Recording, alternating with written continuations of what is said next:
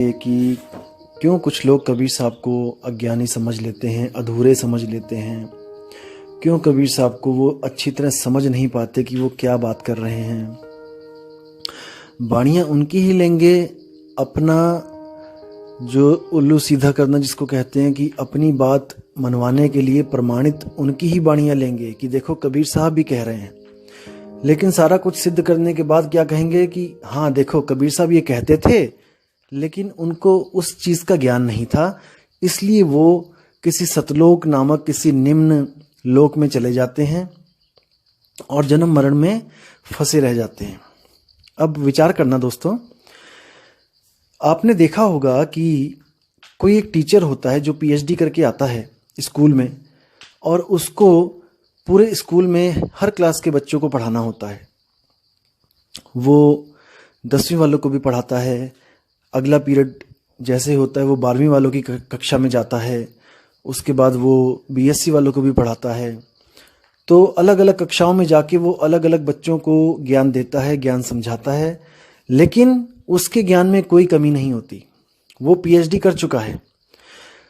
10वीं वालों के पास जाके वो केवल 10वीं के सिलेबस के बारे में बताता है, और 12वीं वालों के पास जाकर वो केवल 12वीं के सिलेबस के बारे में बताता है, और बीएससी वालों को जाके वो बीएससी का सिलेबस समझाता है।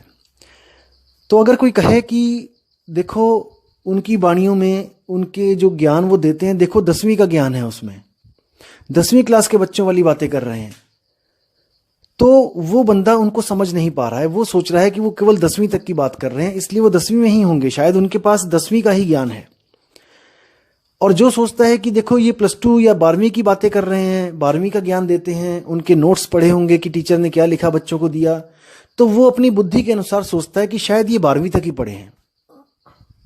और जो बीएससी वाले हैं, वो उनके बारे में जब कोई पूछता है कि आपके टीचर कौन है, तो वो कहते हैं कि हमारे टीचर ये हैं और उनके ये नोट्स हैं। तो वो देखता है कि ये केवल बीएससी की पढ़ाई पढ़ा रहे हैं। हालांकि आपको भी पता है कि जो टीचर होता है वो पूर्ण होता है, और वो हर बच्चे को उसी के लेवल की बुद्धि के अनुसार पढ़ाता है। अगर कोई टीचर फर्स्ट क्लास के बच्चे को जाके 10वीं क्लास की पढ़ाई कराने लग जाए, तो वो आपको भी पता है कि वो समझ नहीं सकता। इन महाशय के साथ भी कुछ ऐसा ही अनहोनी घटना हो गई है, जो ये समझ नहीं पा रहे हैं कि कबीर साहब किसकी बात कर रहे हैं, कहाँ की बात कर रहे हैं। क्योंकि देखो धर्मदास की जो बुद्धि थी वो कहाँ तक काम करती थी। धर्मदास मूर्ति पूजा करते थे। आपको भी पता है कि धर्मदास और उनकी पत्नी जो थी वो मूर्ति पूजा करते थे। अब एक मूर्ति पूजक को तुम जाकर आत्मा परमात्मा की बात करोगे तो वो कभी नहीं समझ सकता, वो कभी नहीं जान सकता, क्योंकि उसको जो पुराने पंडितों ने, पुराने जो ऋषि मुनियों ने घोटा पिला रखा था कि ऐसे एक स्वर्ग होता है, वहां पर इंद्र होता है, और ये कृष्ण जी होते हैं, ये राम जी होते हैं, ये ऐसे पैदा हुए, ये ऐसे आए इस दुनिया में, ये लीला रची। तो इतना कुछ उनके दिमाग में भरा हुआ था कि वो आत्मा परमात्मा की बातों को नहीं समझ सकते थे। इसलिए कबीर साहब ने उनके ज्ञान को खट्टा करने के लिए, उनके ज्ञान को, जो उनको ज्ञान पढ़ा रखा था, जो रंग रखा था, उस रंग को फीका करने के लिए कबीर साहब ने एक कहानी की रचना करी। उस कहानी की रचना क्या करी कि एक सत्पुरुष था, सत्पुरुष के द्वारा ऐसे ऐसे हम पैदा हुए, और हम लोग काल के चक्कर में आके यहाँ फंस गए, और वही काल की जो घरवाली है वो शेरावाली माता है, और उसके 3 बच्चे हैं जो ब्रह्मा विष्णु महेश हैं, और उनसे ये सृष्टि चल रही है। और यही पांचों हम सबको फंसाने के लिए ही ये सारी लीला करते हैं। जितने भी इन्होंने लीला करी हैं, ये सब जीव को फंसाने के लिए, अपने तक ही सीमित रखने के लिए ये लीला करते हैं। जब ये ज्ञान धर्मदास जी ने सुना और ये भी पूछा कबीर साहब से कि क्या ये सत्य है, देखो एक बार में विश्वास नहीं किया, उन्होंने समझाया कि हाँ यही सत्य है, तो उनके मन से इन पांचों के लिए श्रद्धा खत्म हो गई। देखो पहले तो आपकी श्रद्धा खत्म करवानी पड़ेगी, जिन आप पुरानी श्रद्धाओं में लगे हुए हो। अब ये तो हो गई ये कहानी जो धर्मदास की श्रद्धा खत्म करने के लिए बताई गई, क्योंकि धर्मदास के पास इतना विवेक नहीं था कि वो आत्मा और परमात्मा को समझ सके। क्योंकि अगर इतना विवेकी होता तो पत्थरों को पूछता ही ना, वो पत्थरों की तरफ देखता ही ना। उसको पता होना चाहिए था कि जड़ और चेतन में क्या फर्क है। पत्थर निर्जीव है, पत्थर तो अपनी सफाई खुद भी नहीं कर सकता। आप मूर्ति बना लो, उसकी भी सफाई एक चेतन आत्मा से ही करवाई जाती है, एक चेतन जीव से ही करवाई जाती है। इसलिए इन महाशय ने क्या सोचा कि सतलोक जो है वो वही लोक है जहां से कबीर साहब आते हैं। देखो, अब इन्होंने एक वीडियो में और बोला कि जो पुरुष जहां से आता है वहीं तक उसकी सीमित होती हैं शक्तियां, वो किसी और लोक में नहीं जा सकता। जहां से जो पीर फकीर आया है जिस लोक में, वो उसी लोक की वाणी कथेगा और अपने ही लोक तक वो लेके जाएगा। अब सोचो, अगर कबीर साहब केवल सतलोक से आए हैं, जो इसके कहने के अनुसार जो निम्न लोक है, तो कबीर साहब की वाणियों में अलख लोक, अगम लोक, अनामी लोक के पुरुषों की व्याख्या क्यों है कि वहां पर जाओगे, सतलोक तक जाओगे तो इतने करोड़ सूर्य का प्रकाश होगा, आगे अलख लोक में जाओगे तो अरबों सूर्य का होगा, आगे लोक में जाओगे खरबों सूर्य का होगा। क्या कबीर साहब वहां गए हैं? क्या कबीर साहब ने वहां जाके अलग अलग पुरुषों को देखा है? अगर उन्होंने पुरुषों को देखा है जो आगे से आगे और ज्यादा खरबों अरबों सूरज के जो हैं समान प्रकाशित है, तो वो वापस सतलोक में क्यों आएंगे? क्योंकि सतलोक से ज्यादा तो अलख लोक में सूरज चमक रहे हैं, उससे ज्यादा तो अकह लोक में चमक रहे हैं, अनामी लोक में चमक रहे हैं। तो कोई अपनी आत्मा के साथ इतना बड़ा धोखा कैसे कर सकता है कि वो अच्छी वस्तु छोड़ के घटिया लोक में आ जाए? आप खुद सोचिए, आपके पास मौका है कोई भी चीज लेने का बाजार से, आप अच्छी चीज लेके आओगे कि घटिया चीज लेके आओगे, और परख करने के बाद आपको पता भी लग गया कि ये आदमी घटिया चीज दे रहा है, तो क्या आप उस चीज को आप उसको एक्सेप्ट करोगे? कभी नहीं करोगे। तो इसकी बुद्धि जो है वहीं तक चल रही है जहां तक ये चलाना चाहता है।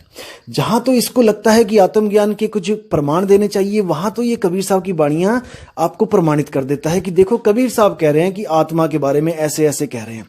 लेकिन क्योंकि इसको स्वयं को सिद्ध करना है और बाकियों को नकली बताना है, इसलिए ये उनकी 10वीं क्लास की जो वाणियां हैं उस टीचर की, वो वाणियां दिखा देता है कि देखो ये कबीर साहब की वाणियां ये कह रही हैं। अरे भाई, कबीर साहब 10वीं वाले को भी पढ़ा रहे हैं, कबीर साहब 12वीं वाले को भी पढ़ा रहे हैं, कबीर साहब पीएचडी वालों को भी पढ़ा रहे हैं, क्योंकि वो ऑलराउंडर हैं। उनको सब पता है कि कौन कितने पानी में है। लेकिन आप समझ नहीं पाए, इसलिए आपको ऐसा लगता है कि शायद वो अज्ञानी है। असल में बात यही है, कबीर साहब ने कभी नहीं कहा कि किसी लोक में जाओ, कभी नहीं कहा। सतलोक एक इशारा है, सतलोक एक सैन है। वो कैसी सैन है, वो क्या है सतलोक, मैं आज आपको क्लियर करता हूं। सतलोक, लोक क्या होता है? जहां पर कोई भी निवास करता है वही लोक होता है। और सत्य क्या होता है? जो कभी खंडित नहीं होता, जो कभी खत्म नहीं होता, जो शाश्वत है। जब हम सुरती की बात करते हैं तो सुरती इस वक्त 3 लोक में उलझी पड़ी है। 3 लोक का मतलब क्या है? ये सूरज चांद सितारे नहीं, ये शरीर है। इसी शरीर में 3 लोक हैं। जो पिंडे सो ब्रह्मंडे, जो बाहर आपको ब्रह्मांड दिखाई दे रहा है वही सूक्ष्म रूप में इस पिंड में डिट्टो कॉपी है। तो साहिब कहते हैं, सुरत फसी संसार में तासे पर गयो दूर, सुरत बांध स्थिर करो आठों पहर हुजूर। जो सुरती फंसी है इस देह में फंसी है। और 3 लोक क्या है? 3 लोक है देह में, रोम रोम में धाम, सतगुरु बिन ना पाइये सार शब्द निज नाम। अब इन्होंने बोला है कि 3 लोक है देह में, इसी देह में तीनों लोक की कॉपी आपको मिल जाएगी। और सुरती इन्हीं 3 लोक के चक्कर में फंसी है। इन 3 लोक से जो न्यारा, यानी शरीर है 3 लोक, अब शरीर से न्यारा क्या है? वो है आत्मा। जब तक वो आत्मा को नहीं प्राप्त करेगी, जब तक वो इस ही शरीर में रहेगी और इसी शरीर से जन्म और मरण के चक्कर में पड़ी रहेगी। तो दिक्कत यहां पे आती है कि ये अपने अलावा किसी की भी बात को सत्य नहीं मानना चाहते हैं। दिक्कत ये है, ये चाहते हैं कि इनको जो अनुभूति हो गई है बस वही परम सत्य है। ये एक तरह से स्वयंभू बन गए हैं, स्वयंभू। तो स्वयंभू के लिए कबीर साहब ने बोला है कि बड़े बड़े स्वयंभू यहाँ पे आए जिन्होंने बिना गुरु के ज्ञान प्राप्त किया, जैसे महात्मा बुद्ध भी थे। तो उन स्वयंभू, वो स्वयंभू भी उस तत्व को नहीं प्राप्त कर पाए जो निहित तत्व है, जो तत्वों से परे है। उसको तत्व क्यों बोला? क्योंकि उसकी भी कोई हस्ती है। जैसे 5 तत्वों की अपनी अपनी हस्ती है, वैसे ही उसकी भी अपनी हस्ती है, लेकिन वो इन 5 तत्वों जैसा नहीं है। ये 5 तत्व माया के अधीन है, ये बदलते रहते हैं, ये बनते और बिगड़ते रहते हैं। लेकिन वो जो निहित तत्व है वो बनने और बिगड़ने से न्यारा है। वो कभी नहीं बनता बिगड़ता, इसीलिए उसको सच्चा शब्द बोला गया है, सच्ची नाद बोली गई है, सच्ची धुन बोली गई है।